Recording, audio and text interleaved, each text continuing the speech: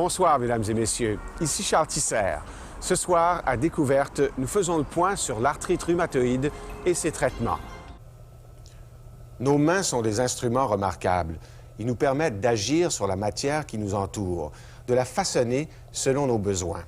Elles sont fortes et très flexibles aussi, grâce à nos multiples articulations. Le pouce est opposé aux autres doigts, ce qui nous permet de saisir les objets avec beaucoup de facilité. C'est un héritage qui nous vient de notre lointain passé, à l'époque où nos ancêtres vivaient encore dans les arbres. Ils avaient besoin de mains comme celle-ci pour s'agripper aux branches. Nos mains nous ont aussi permis de fabriquer nos premiers outils et nos premières poteries, de construire nos premières habitations et par la suite toutes les structures qui nous entourent aujourd'hui. En fait, la civilisation ne serait pas ce qu'elle est sans nos mains. Mais les mains sont vulnérables. Leurs articulations sont fragiles, comme le sont d'ailleurs toutes les articulations du corps. Et lorsqu'elles tombent malades, cela peut entraîner de véritables problèmes. L'arthrite rhumatoïde, savez-vous qu'est-ce que c'est? Non, l'arthrite rhumatoïde. Ça doit être quelque chose qui pogne dans les articulations, plutôt du genre. Bon, bien, ça a sûrement rapport avec le rhumatisme, mais j'ai aucune idée. Ben, c'est pas le vieillissement des os, c'est pas... c'est quelque chose comme ça. L'arthrite rhumatoïde, c'est en fait une inflammation chronique des articulations. Madame Rachel Piquette en sait quelque chose, puisqu'elle vit avec l'arthrite rhumatoïde depuis 20 ans. Toutes les articulations de son corps sont touchées. Pour elle, les déformations qui en résultent sont le reflet extérieur d'une grande douleur. C'est une douleur qui est tellement intense que finalement, c'est tout ton corps qui est en choc. Tu as l'impression que tu es replié sur toi-même et tu te sens stressé, tu te sens déprimé. Ça peut même aller jusqu'à donner des maux de cœur. Alors, tout ce que tu as envie là, de faire, c'est de te replier dans un petit coin et puis d'espérer que ça va passer au plus vite. Ça dure combien de temps, ces crises-là, habituellement? Ça n'est jamais pareil. Ça n'est jamais pareil. Ça peut être une crise qui dure 2 jours, 3 jours, 1 semaine. L'intensité n'est jamais la même. Mais une crise d'arthrite, c'est toujours très douloureux. Rachel Piquette n'est pas seule. 273 000 Canadiens souffrent d'arthrite rhumatoïde à divers degrés, soit 1 % de la population. Sur 5 personnes atteintes, 3 sont des femmes. Et la maladie peut survenir à tout âge, contrairement à l'arthrose, qui, elle, est due à une usure des articulations. L'arthrite rhumatoïde est en fait un dérèglement de notre système de défense, une maladie que l'on appelle auto-immune. C'est quand le système immunitaire se tourne sur l'organisme lui-même, sur soi. Donc, quand l'arthrite rhumatoïde est classée comme une maladie auto-immune parce qu'il y a une réaction inflammatoire et immunitaire qui est déclenchée par un agent qu'on ne connaît pas. Et cette réaction inflammatoire, à ce moment-là, devient hors de contrôle, hors de tout contrôle, à tel point que cette réaction inflammatoire finit par s'attaquer aux structures propres de l'organisme. Prenons l'articulation du genou. En haut, nous avons le fémur et la rotule, et en bas, le tibia. Ils sont recouverts d'une substance solide et caoutchoutée, le cartilage. Au centre de l'articulation, la synoviale, qui agit comme un lubrifiant. Pour des raisons inconnues, les cellules blanches du système immunitaire reconnaissent le synovial comme une ennemie. Elles l'attaquent. L'inflammation s'installe. Avec le temps, le cartilage se désagrège et disparaît. Les os sont ensuite attaqués. Ils finissent par se fusionner. Il semble qu'à chaque crise d'arthrite qu'on a, il y a un peu de détérioration qui se fait dans les articulations. Alors, une fois que cette détérioration-là est faite, tu ne peux pas retrouver la mobilité que tu avais avant.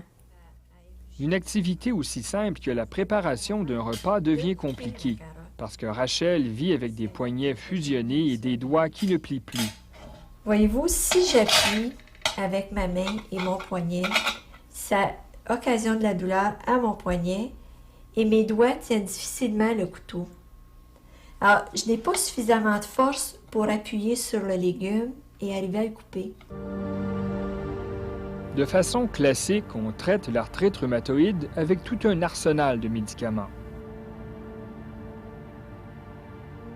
En première ligne, il y a les anti-inflammatoires qui ne contiennent pas de cortisone. L'aspirine en est un exemple. Si ces médicaments ne fonctionnent pas, on passe aux médicaments de deuxième ligne, plus puissants. Il y en a, tels l'Imuran, qui agissent sur le système immunitaire. D'autres, comme les sels d'or, ont un certain effet sur l'inflammation, mais leur mode d'action reste un mystère.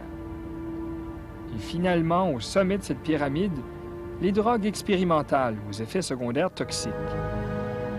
Après avoir subi ce traitement pyramidal, la cortisone est l'anti-inflammatoire qui a finalement stabilisé l'état de Rachel. Toute la médication en ce qui concerne l'arthrite a des effets secondaires. Tu prends un comprimé pour soulager tes maux. On te dit ça te donne tel autre effet secondaire. On va pallier avec d'autres médicaments qui vont prendre soin de ton estomac. Et tu apprends à vivre avec ça. Ce qui est peut-être un peu frustrant, c'est qu'on ne connaît pas la cause. Donc, on n'est pas en train d'agir sur la cause en traitant ces patients-là, mais on est en train d'agir à différents niveaux de la réaction inflammatoire et de la maladie. Et à ce moment-là, évidemment, les résultats ne sont pas toujours très concluants. À l'hôpital Notre-Dame, à Montréal, on tente de revoir la façon dont on utilise les médicaments pour soigner l'arthrite rhumatoïde. On veut élaborer un traitement qui vise à mieux tenir compte de l'évolution de la maladie. Une grande partie des dégâts qui sont causés au niveau des articulations par l'arthrite se produisent souvent dans les 2 ou 3 premières années de la maladie.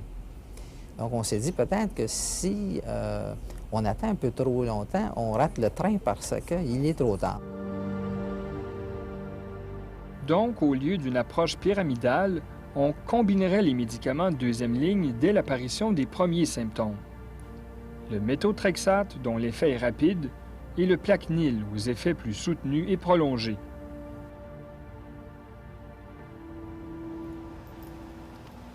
Cette nouvelle approche thérapeutique a le défaut de ses qualités. Elle utilise des médicaments déjà connus, mais qui n'ont jusqu'à présent jamais guéri la maladie, seulement diminué l'inflammation et la douleur.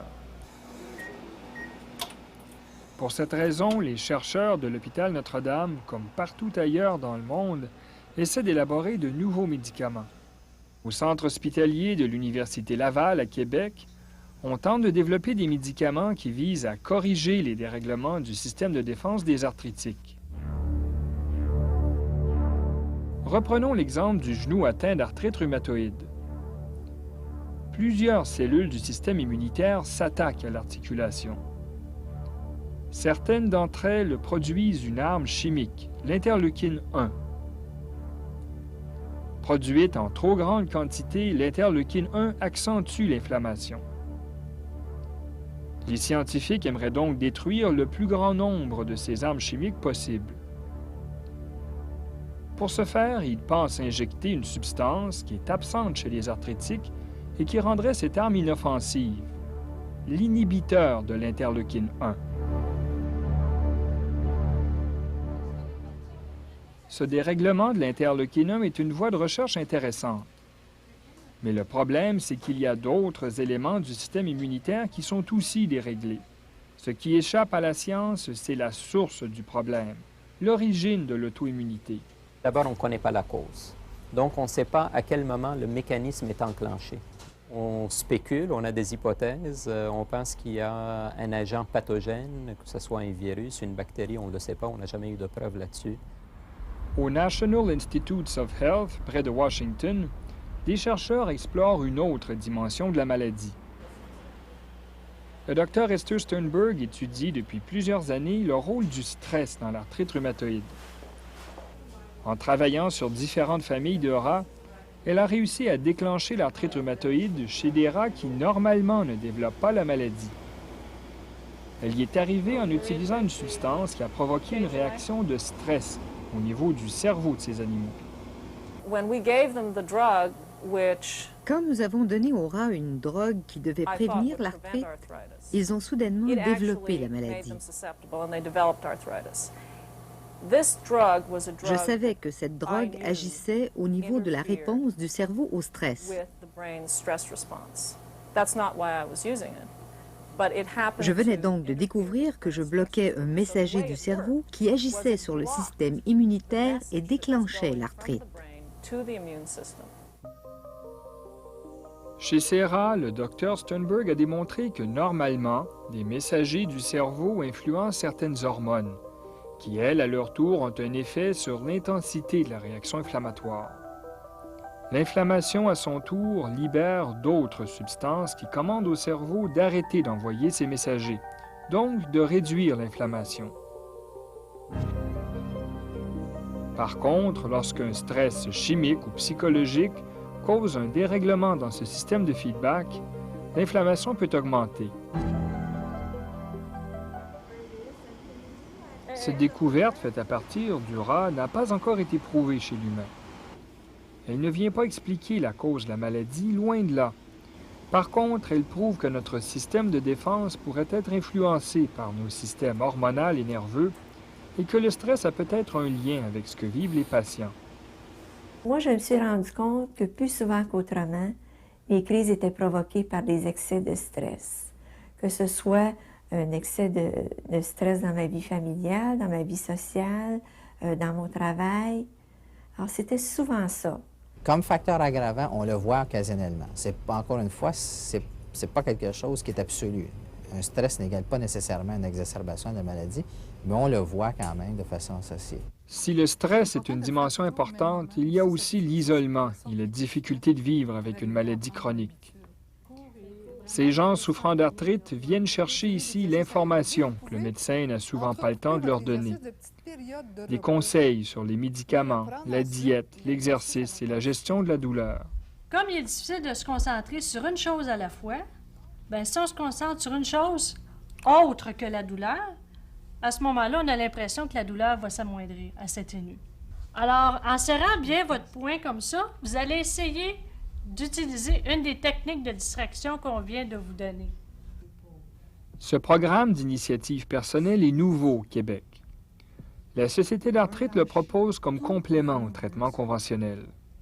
En attendant que la science perce les mystères de cette douloureuse maladie. Avec votre chaîne, vous sentez la chaleur du soleil sur votre dos, les oiseaux chantent.